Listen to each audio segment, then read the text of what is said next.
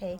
Well, I guess that's what really makes me unique as a Native American here in Chicago. And because of my involvement with Anawim, I go out and speak at our churches, schools. Also, I say the blessings at wakes, funerals. I'm invited, and I, with all these things combined, that makes me a very unique Indian, an urban.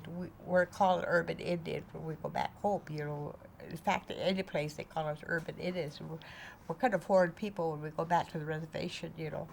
But anyway, that's my main um, thing in life right now is working for Edwin, doing all the work that they want me to go out.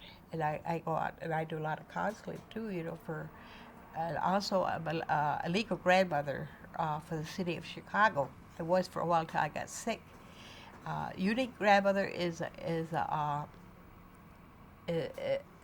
we go to schools, different schools. Mostly mine was Native American schools. Sorry. That's until the truck goes for unique. Oh. I'd like to know what are your personal feelings about Anawim? How does Anawim make Wait, you feel? like I say, this is a very special place for me. I spent a lot of time here. I go to another church, another Native American place, about 2 blocks down, called St. Augustine's Indian Center. I've been there since '62. I go to church there. Then after church, I come up here. I've been doing it since we opened up.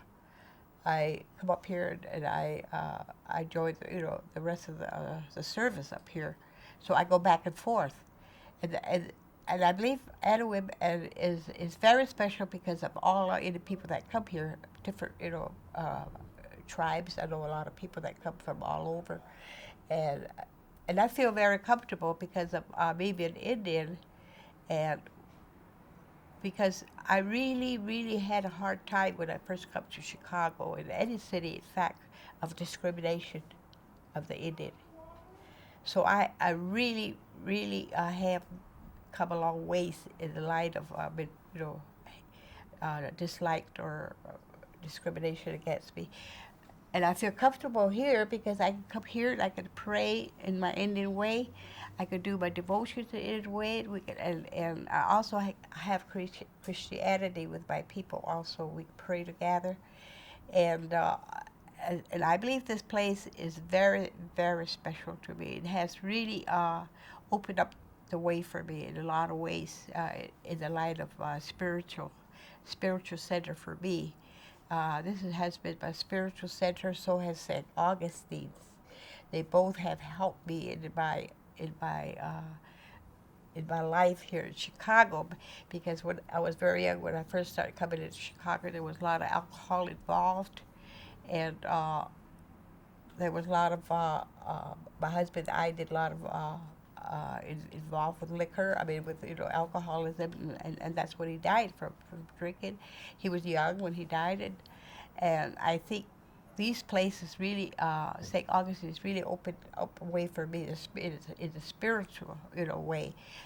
Father Powell come and talk to me, and he was the one that really started me on the road of the spirituality in our Native American.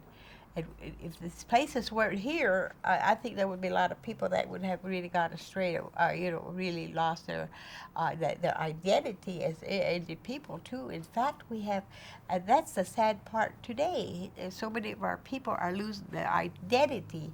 A lot of our Indian people are not speaking Indian anymore. My tribe now don't speak. In fact, I'm the last. My my family is the last of the full-blooded Arikara, my family. And I'm the whole family. I'm the only one that actually speaks the Indian, the Arikara, and I understand it. But I'm still losing a lot of it because I've been off the reservation 60 years. I have no one to talk to.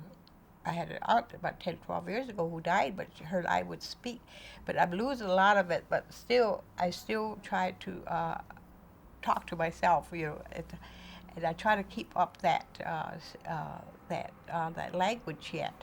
It's hard though because on my reservation they're not doing that now. They're teaching. They got classes, I guess now, and I have a granddaughter that works here. She just recently come into the Chicago. She's got 2 years of college now, and she's doing such amazing things from coming from the reservation, coming into the city.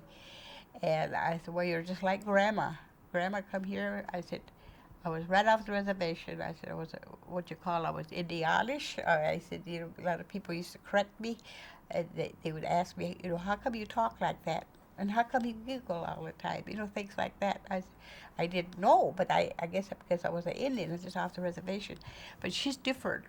She's more modern Indian, got better, bigger ideas than I have. Her and I lock horns together. And I said, you're going to be like your grandmother. I said, real bullheaded. But I am so happy that we have ADWIB. We've had so many directors, spiritual leaders that have helped us here at the ADWIB Center. Sometimes we wonder our funding sometimes is going to be cut, but of course, by the grace of God, we're refunded again. So that makes a lot of our Indian people too happy because they have a place to come to. So a lot of our elders, we have elders that come here, and this is really the only place that a lot of times is open for them in the spiritual sense. They come here for their spiritual needs, and I think this is really the lighthouse of our Indian people, and Web Center. And I can truly say today, as for myself, that I have really, really come a long ways with Adam Center. Day one, when the door opens, and I'm still here yet. And I still joke about it. I said, I don't know how long I'll be here, but I'm still here with Adam Center. And I believe that I can speak for my Indian people, that that they have a place they can come to, and a place. Today is a need for spiritual needs because of our, a lot of times, a lot of our Indian people are losing some of it too, our spiritual beliefs, and we try to teach as much as that, seniors and elders try to teach as much as, and I try to teach as much as I can on the way of the Indian, and the way we should worship, and our prayers and all that, and it is one of our is one of my main. I'm getting dry. Oh, okay. Go ahead. Yeah. Oh, that's fine. No.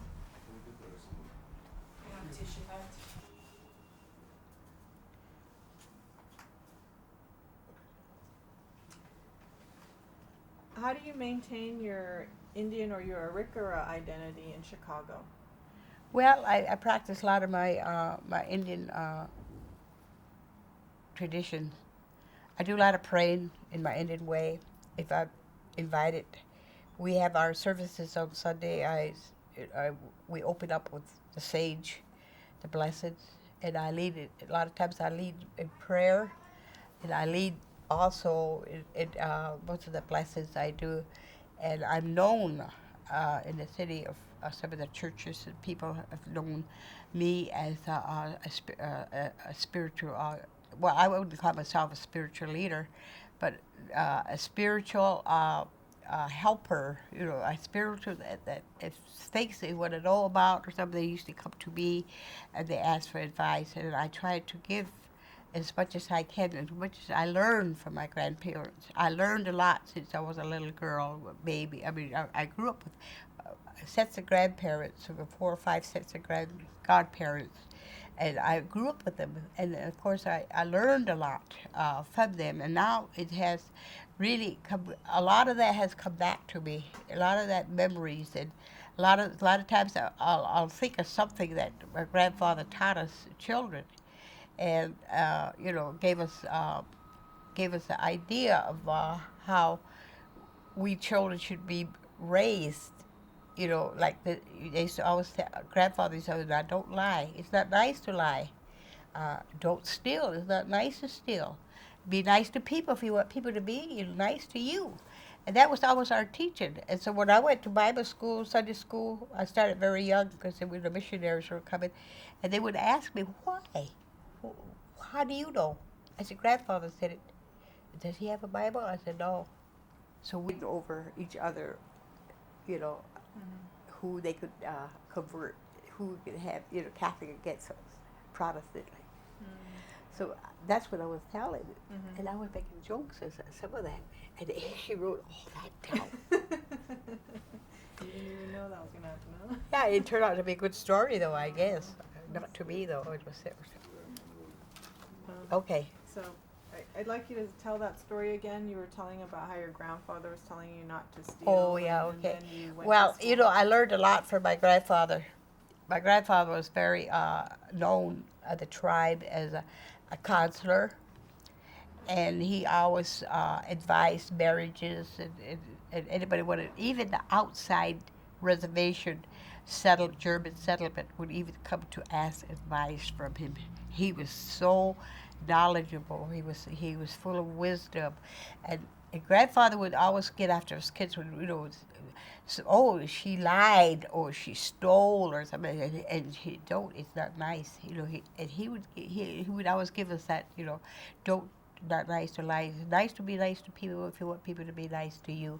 So when I started going to Bible school, Sunday school, when the missionaries started picking us up, taking us by, it was mandatory. We had to have it at school. Of course, in some of the mission schools and some of the boarding schools were forced on some of the, you know, religion. So I learned a lot from this one particular missionary, and she would say, well, how do you know? Who said that? And I said, my grandfather said that. So how does he know? He's a pagan. And I would say, pagan? She said, you know, you Indian people are pagans. You worship the devil. You have powwows, you have sun dances, and she'd go on down the line like that. So I was really confused because I was about 9, 10 years old then. And I was very confused. So I would go back and tell my grandfather what that woman said, missionary said. And he would get very, very angry.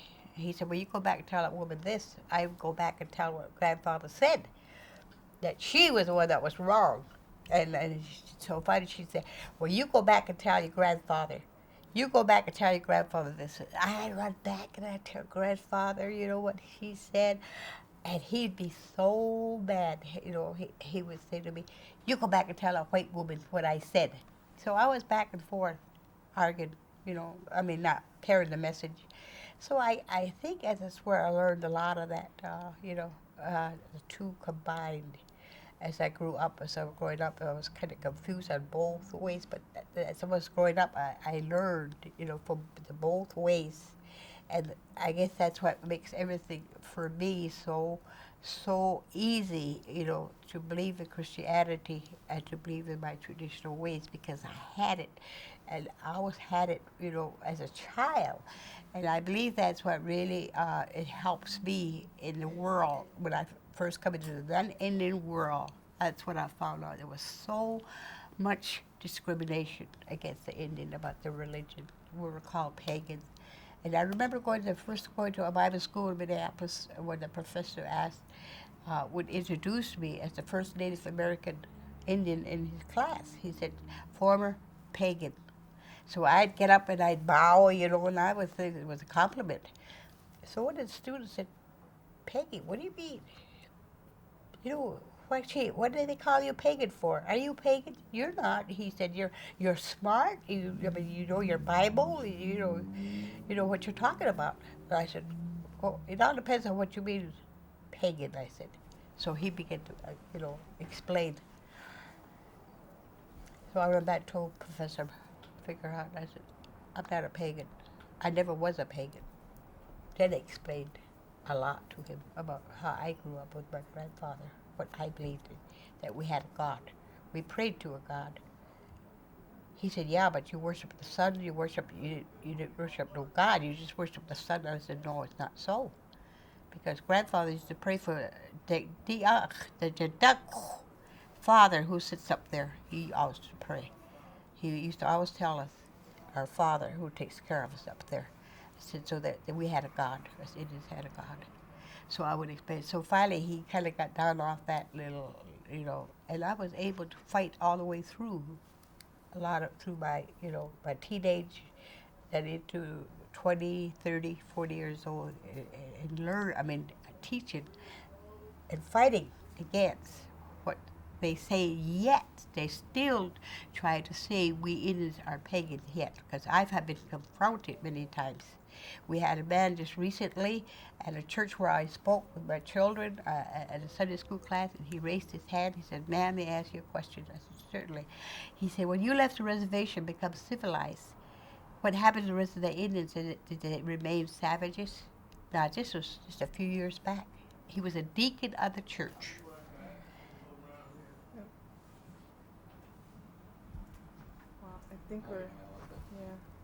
I think we're gonna have to end because we have 2 more interviews to do. So we're gonna have to end. We have 2 more interviews after yours. Okay. But we got a lot of good information from you. Thank you But very I could much. see her in another 2 hours. You want me to? I know. Wish we could, but we told it.